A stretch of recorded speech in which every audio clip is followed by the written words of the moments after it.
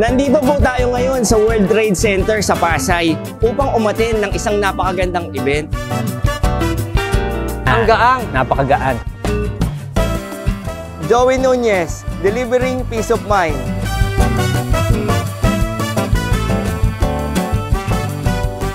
Excited na po akong i-share sa inyo ang mga opportunities, job hiring, mga enhancement at mga recent update para ma-enhance at ma-empower ang tracking and logistics sa ating bansa.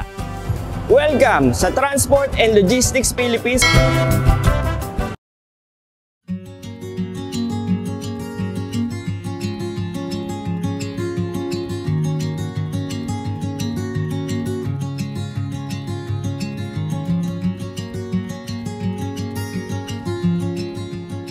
Ngayon po, nandito tayo sa MIESCOR para sa mga job hiring o yung mga naghahanap ng trabaho dyan.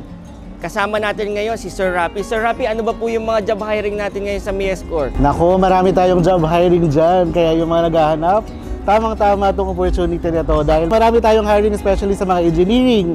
Meron po tayo sa architect, sa mga accountants po natin, sa mga civil engineers natin, field engineer, electrical engineers, mechanical engineer, sanitary engineer. Then open din po tayo sa mga account officers, mga procurement staff, especially po dun sa mga projects po natin. Meron po tayong project nurse, project admin, accountant, cashier, purchaser, supervisor. And sa field po natin, open din po tayo sa mga lineman. Ito po yung mga umaakit ng poste sa mga Meralco natin. And yung nagbe-maintain po ng mga poste natin sa Meralco.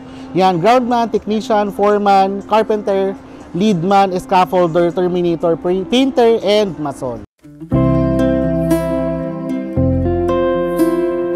Sir, balita ko maraming drivers po yung kailangan ninyo. So, yung katulad mga nabanggit nyo ng mga profession, okay lang ba kahit fresh graduate? Actually, sa mga engineer po na nabanggit, okay lang po kahit walang experience. Kahit fresh grad po ito kasi nagkakaroon naman po tayo ng mga trainings, ayun. Okay lang po na yung mga bagong pasa na mga board passer, yan. Okay lang po yun kahit hindi pa po lisensyado kasi nag-open naman po tayo ng mga positions doon. Pero mas okay na rin po kung lisensyado na rin po sila. So yun, ganon din po sa mga field workers natin, okay lang din po kahit walang mga experience. Especially yung mga lineman. Okay lang kasi nag-start naman sila from the ground. Diba? Then tuturuan na rin sila later on. Yun yung mga umaakit sa poste, mag-ayos ng mga wire. Okay. Eh sir, ang tanong po, saan po nila kayo matatagpuan at paano nila kayo makokontak?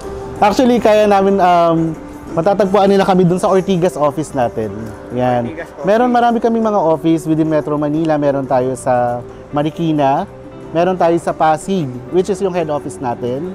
Meron din tayo sa Quezon City. Meron din tayo sa Quezon City, meron tayong Anolas, Quezon City, saka yung Camias, Quezon City, yung malapit po sa Kamuning. Ayan, and then Marikina po. Yan. Ano ang contact number po kung sakaling gusto nila mag-inquire? Contact number, pwede po silang mag-contact dito sa number natin, 863-55901. Yun po, ilalagay din po natin sa description box yung contact number at email address po para doon sa mga gustong magpasa ng kanilang resume. Sir, ano ba po yung MIESCOR? Ano po ang service po ng MIESCOR? Actually, ang MIESCOR po ay stands for Meralco Industrial Engineering Services Corporation. So, wholly subsidiary po ito ng Meralco, wherein lahat po ng mga services na ginagawa ni Meralco, yung iba po doon kami po yung nagkikater. Pero, ang pinaka-business po namin ay EPC o yung tinatawag na Engineering, Procurement, and Construction. Kumbaga, ang ginagawa po ng MIESCOR, sila po yung nag-serve dun sa mga company na kagaya ng Meralco. Okay. Yung mga utilities, yung mga kinakailangan po natin, o yung mga pinanggagalingan po ng kuryente. So tayo po yung nagko-construct noon, kagaya po ng mga power plant, yung mga substation, mga transmission line. Wow. Yun, yung mga ganun, solar power plant, wind farm, mga ganun po. Tayo po yung nagko-construct noon. Napakaganda pala po ng inyong company, sir. Yes po. Then meron pa po kaming mga iba-ibang business unit aside from that. Kaya yung main business po kasi yung EPC. Meron din po tayong telecommunication business unit, which is, yun po yung nagpo-focus dun sa mga telco providers natin. So kilala naman po natin kung sino po yung mga kilalang telco providers. meron din po tayong utility attachment management. Wow. Yung unit po na yun, sila naman po yung serve sa mga utility services na ginagawa ni Meralco. Kumbaga, parang tayo yung nagsaserve dun sa operations ni Meralco. Manpower, kumbaga, sir. Yes po. Parang tayo po yung nagme-maintain ng mga poste ni Meralco. Kung mapapansin nyo po, bago po mag-approve yung mga telco, bago po tayo magsabit ng mga telco wires po dun sa poste, yung si Utility Attachment Management po yung nag-approve po noon. Then, meron din po tayong distribution utility services, more on focus din po sa mga ibang projects ni Meralco. Yan, kumbaga from design, from scratch, design engineering, to yung mga meter reading, yun, kasama po yun. So yun nakita nyo naman, napakagandang company, mga viewers po natin. At napakadami pong opportunity doon sa mga naghahanap po ng trabaho dyan. Kontakin nyo na po sila, sir, at makapagsimula na po kayo makapagtrabaho ulit. Sir, sakali po, saan pwedeng ma-deploy yung mga mag-a-apply, sir? Okay.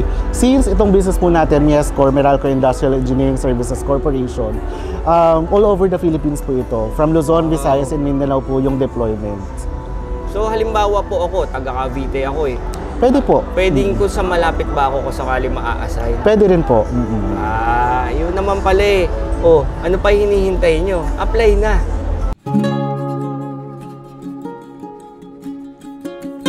Another job hiring na naman po dito sa Transport and Logistics 2024. Kasama po natin si Ma'am Jamil ng One Aviation. Ma'am, ano ba po ang mga job hiring ngayon dito sa inyo?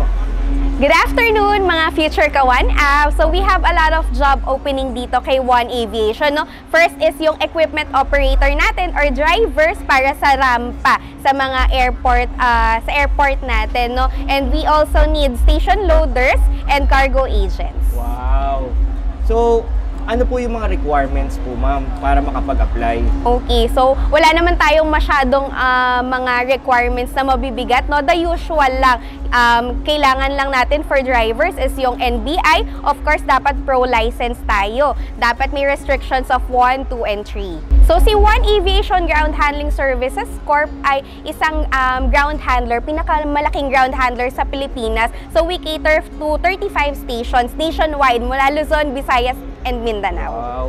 Pero kung sakali po, ma'am, ako, halimbawa, taga Cavite ako, nag-apply po ako, saan po ako sakali maa-assign? Okay. So, pwede po tayo mag-apply sa head office ni One Aviation sa May Domestic Road, Air 1 Building. Kapag nag-apply ka sa Manila, pwede kang ma-assign sa T3 or sa Terminal 3. Yun, pwede yung sa airport natin. So, if yung meron tayong mga kaibigan sa, for example, Busuanga or Puerto Princesa, pwede rin silang mag-apply sa mga airport sa kung nasaan yung ano natin. Yes. So ngayon po, hahanapin lang nila si One Aviation. May Yes. website ba po kayo or email Yes, address? meron. Sa mga interesado pong mag-apply sa One Aviation, ang contact details po nila ay nasa description box. Ma'am, ano po yung mga qualities na hinahanap niyo po, ma'am? Okay, so for our admin jobs, no, or the cargo agent position, we are looking for a 4-year course na pwede namang mga fresh graduate as long as you are keen to details. Ang primary job is to get yung mga pagkakahandle ng mga cargos natin, just like yung mga sizing and weighing, and syempre dapat merong integrity yung mga taong papasok sa amin as a cargo agent, and dapat din responsible kasi sila sa pagkuha na yun nga, mga sizes and everything. At saka nga pala, ma'am, I'm sure itatanong to ng mga truck drivers. Ano po yung license code na pwede pong mag-apply sa inyo? Ang truck is yung 10-wheeler, code 3. Eto kahit 4 wheels po, okay na yung ano okay, nila. okay. Basta 4 wheels dapat. And may experience na into driving, di pwede yung mga motor. And Okay. Ilang years po dapat ang experience sa pagdadrive? okay lang naman kahit mga 2 to 3, basta marunong manual and automatic. Manual and automatic. May training pa rin naman. Okay. So pag halimbawa ako nag-apply, driver, natanggap na ako, iti-training muna ako. Yes. Para mas mapagkakatiwalaan ako, mas reliable ako pagpasok ko sa airport.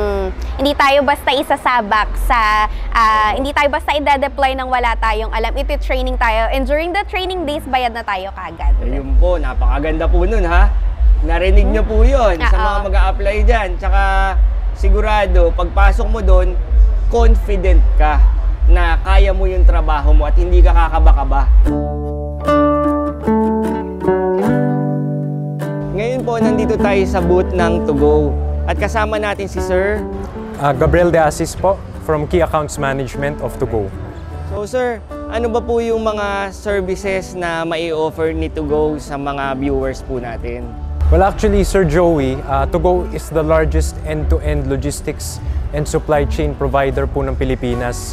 Meron po tayong mga containerized shipments from Manila to Visayas and Mindanao. Meron po tayong mga less than container services nationwide. Meron din po tayong mga trucking, transport, warehousing, cold chain, and air and land solutions po. So lahat po talaga ng moves na may cargo, kaya pong iserve ni To Go. And especially po yung mga pasahero, yung sea travel po natin. Wow! So sir, nakita ko po nandito yung mga express na delivery. So, ibig sabihin nun, mabilis makakarating yung mga pinadeliver sa inyo ng mga client nyo. Sir, kwento mo naman sa akin, sir, paano po yung proseso nun, sir? Okay. Well, tama ka, Sir Joey. Si To Go po is the fastest express service dito sa Pilipinas. So, may marami po tayong option depende sa pangangailangan ng mga customer natin. Pwede tayong mag-pick up and deliver doon sa kanilang intended na consignee. Pwede rin po sila mag-drop off sa mga branches ni To Go. Kalat-kalat po yan all over the nation. And pwede rin po nating i-pick up din kung saan po nila gusto. Wow! Or pwede, yes po. So, meron ba pong application si To Go para kung sakaling may, halimbawa ko, may gusto ko ipa-deliver, doon na lang sa application? Actually, website po, sir. Website, okay. Sa www.togo.com.ph, meron pong option doon na pwede nyo i-click and mag-book po kayo ng cargo. And kayo na rin po yung mag-schedule kung kailan nyo gusto po ito ma-pick up at your convenience. Okay. Ano ba po yung mga services dyan katulad nitong full container load? Ano ba po ibig sabihin niya? Rolling cargo? Okay. So yung full container load po, ito po yung mga nakikita nating mga malalaking box na bakal, mga containers po. Container, okay. Yes, mga 20-footer, 40-footer. Less din naman po yung LCL tinatawag natin, which is yung mga patingi-tingi na mga shipment papunta sa Vismin. Yun po, mga examples. Actually, lahat po to, Sir Joey, and sa audience natin, nasa website po natin yan. So, we can give you more information po doon. So, ibig sabihin, sir, mula sa pinakamalaki na truck at sa pinakamaliit na form of delivery, meron si To Go. Kompleto po tayo lahat. Air, land, and sea po, kayang i-serve ni To Go po. Ayun po, sa mga viewers po natin na naghahanap po ng taga-deliver o movers, contact na lang po kayo sa website po ng To Go. Nasa description box po yung link. Sa aming mga supporters, yung mga nag-ship na po sa To Go, maraming salamat po. And also yung mga sumasakay po ng barko namin, sana po ay na-enjoy nyo yung experience nyo dito. And kami po dito sa To Go, ang commitment naman namin sa inyo is to continue po to provide the best service para sa mga pangangailangan nyo. So maraming salamat po sa inyo lahat. Sana po sa susunod, yung mabisita ko po kayo sa pinaka-office po ninyo, lalo na po yung sa logistics part. Dahil yun nga po ang content ko, maipakita natin sa tao kung gaano kaganda ang proseso ni To Go. At sana po, makatulong din po doon sa mga truck operator na naghahanap po ng biyahe, baka makatulong po sa atin si To Go. Ngayon po, nandito naman tayo sa booth ng Mover. Kasama natin si Miss Dan Sim. Ma'am, ano ba po yung mga hiring sa company nyo ngayon? Currently po, we're looking for green delivery specialist and green delivery furniture assemblers. So, sa Mover, we call them GDS and GDA because ito yung isa sa mga differences namin with other trucking companies. We encourage yung mga drivers and helpers na they can do more, no. So, what we do po is we're using electric vehicle sa aming logistics Parang ngayon ako nakarinig deliveries. dyan, ma'am. Yes, 100% tayo, sir, no. So, hiring po kami no ng mga GDS and GDA. So kung meron po silang mga license number 1, 2, 3, so welcome po sila. 1, 2, 3. Yes, and we also offer yung mga training sa driver namin. And of course, ito din yung isa sa namin, difference namin with other trucking companies. We offer HMO upon regularization. Wow. Yes, and employee talaga namin sila. Hindi lang sila like contractual, no? So per biyahe. yeah, per biyahe, diba? So nire-regularize namin. So, ma'am, nakita ko po parang sobrang ganda nung advocacy po nung company nyo dahil nga electric po siya, less syempre pollution sa lugar po natin. Correct. Ngayon po, ma'am, gaano katagal po yung training para maging green delivery specialist or also known as electric truck driver? Okay. So, good question po, no? Mabilis lang siya actually. Pina-follow lang namin yung mga safety protocols. Okay. But, difference kasi namin, sir, yung mga unit namin is automatic. Automatic siya. It's easy. Madaling drive Yes, in. madali siyang i-drive. However, need siya ng careful training to take care din ng ating mga unit. So, ino-offer namin yung mga safety orientations, yung mga basic defensive driving course. Yes, yan. So, meron kaming mga in-house niyan. So, it would take lang po, sir, 2 days upon ma-hire. Wow. Bali, prior sila ma-onboard, kailangan lang nila mag-undergo ng 2 days training kapag nakapasa sila sa test. Okay. Saka sila i-onboard sa mga clients namin. And then ongoing in training hanggang kumbaga we call it shadow namin sila. So, ma'am, nakikita ko po parang napaka-professional po. Yes, ng very company professional ninyo. approach. At nararamdaman ko minamahal nyo talaga yung mga empleyado nyo po. Yes, number 1. At saka lalo na po sa nature po, nakakapakalaking tulong po niyang ganyan ang klase ng mga trucks and mga delivery po. Ngayon, ma'am, paano po kayo makokontak ng mga gusto mag-apply? So, sa mga gusto pong mag-apply, pwede nyo kami i-reach sa Drive with Mober in Facebook. And then, open din kami hanggang Friday dito sa World Trade Center. We also accept walk-ins. Just message lang po sa Facebook page namin. Ayun po. So, ngayon po, ilalagay din natin yung details nila, ma'am, Yes. sa description box po. Para kung sakali, pipindutin nyo na lang at makapag-apply na kayo. Yes. Ma'am, ilan po yung kailangan yung truck driver? Nako, kailangan namin ng madami talaga, sir, no? Kasi marami kaming mga paparating na mga bagong units, Wow. electric vehicle. So, gusto namin na lahat yon may mga drivers din. Saan location yan, ma'am? Located po kami sa Pasay. Yan, sa Pasay. Yes, Pasay po ang aming garahe. So, tama-tama po. Ako po ay chairman ng mga truck drivers. Talaga, sir. Ini-invite ko ang One Truckers Philippines upang mag-apply sa Mober at lahat ng Truck Driver Alliance po namin, mag-apply na po kayo. Sino ba po si Mober po, ma'am? Okay. So, we are Mober and we are pioneer in for green mobility. So, we use electric vehicle, 100% electric vehicle to deliver your goods, no, from FMCG clients all the way to last mile and on-demand deliveries. First in the Philippines po yung Yes. yung ganyang klase po na electric truck Yes, ang yes. pang-delivery. Napakagandang pagkakataon po ma-interview ko po kayo, ma'am. Miss Dan, saan country po galing yung ganyan technology? Okay, so actually yung kinukuha namin yung mga units namin from China. People would say na parang, ay, China, so mababa yung quality. However, if you would look into it and research more about it, China po talaga yung nakapag-master ng EV. No? So, tayo ngayon pa lang natin siya ginagawa sa Philippines, but sa China, matagal na siya. Kumbaga, past na siya. But here dito sa Philippines, future pa ang EV. So, dun kami kumukuha because we believe yung quality and of course yung even the disposal itself sa mga batteries sa China is very high quality.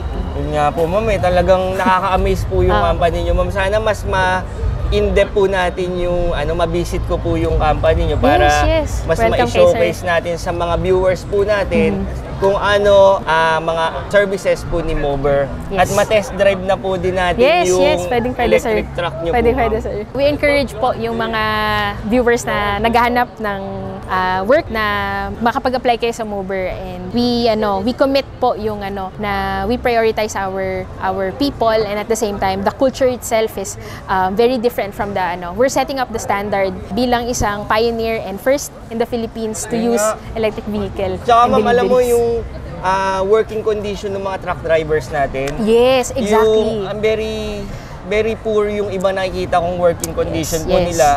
So sa inyo, maayos po yung truck na ginagamit. Yes. Nandyan din po yung may HMO din sila. Yes, exactly. Tapos may mga trainings po sila. Sa pamamagitan po nito, na-uplift po ng company nyo yung moral at kalidad ng mga Filipino truck drivers. Exactly the point, no. That's yun yung gusto naming mai-share din, no, sa industry ng trucking, no, na we're setting up a new standard, and at the same time we offer higher wages. Higher wages. Yun ang mga gustong marinig ng mga kaibigan kong truck driver. Higher mas wages. malaki ang sahod, mas maayos na pamamalakad, may HMO ka pa, sang ka pa. Kontakin nyo na po si Miss Dan at ang Mober at maging part na kayo ng company nila. Ma'am, ano ba po yung nag-push sa company ng Mober para magpunta po sa electric vehicle na yung gagamitin sa delivery? Grabe, that's a very Miss Universe question. But in Mober, no, while we do business, we also wanted to contribute sa ating environment, no, na because ang pinakamalaking crunch ng pollution would be yung sa mga sasakyan talaga, and we wanted to omit that and accelerate the sustainability ambitions ng mga clients din namin. Yun po. I hope maging role model po ang Mover sa Pilipinas po at mas lumaki pa po yung company ninyo. At marami po tayong ma-empower na mga truck drivers, hindi lang truck drivers, pati mga pahinante. Siyempre may kasamang pahinante yan. So, yun po. Thank God po dumating po ang Mover sa atin.